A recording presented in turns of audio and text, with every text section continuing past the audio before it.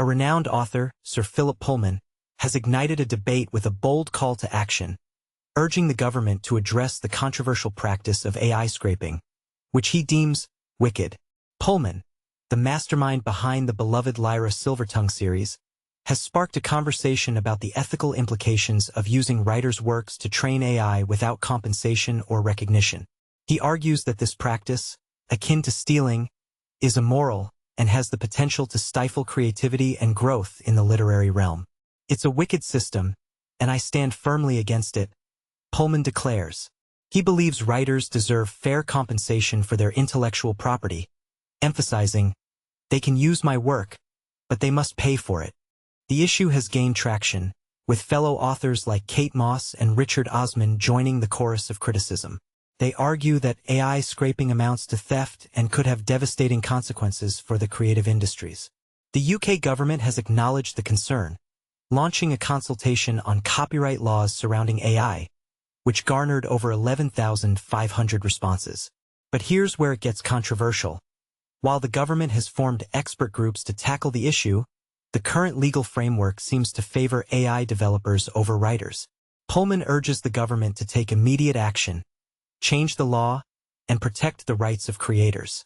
"Of course they should change it at once," he exclaims. "No one should steal another's work." Pullman's latest novel, The Rose Field, concludes the Lyra trilogy, with the first 5 books selling an impressive 49 million copies worldwide. The series explores a parallel universe where people have demons, companion spirits in animal form. Lyra, the protagonist, embarks on a journey of self-discovery, using an alethiometer, a truth-telling device, to uncover a sinister conspiracy involving kidnapped children. She's curious and inquisitive, a quality we should praise and encourage in children, Pullman says.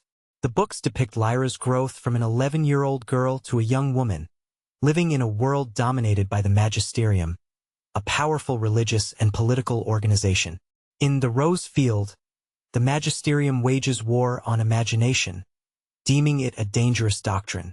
Pullman, a former English teacher, identifies real-life enemies of imagination, including government education policies that prioritize rote learning and strict discipline.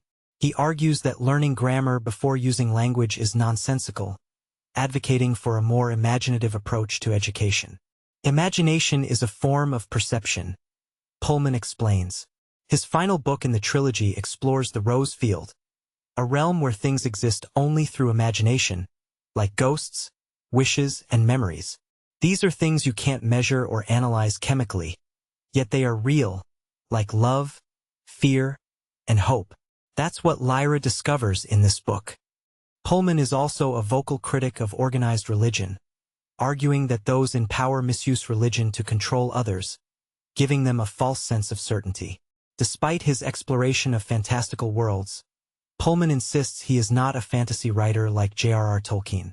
"I'm writing about the real world through a filter," he clarifies. After bidding farewell to Lyra and his characters, Pullman admits he'll miss them, but there's a glimmer of hope for fans. "I can't say it won't happen. There might be more to Lyra's story."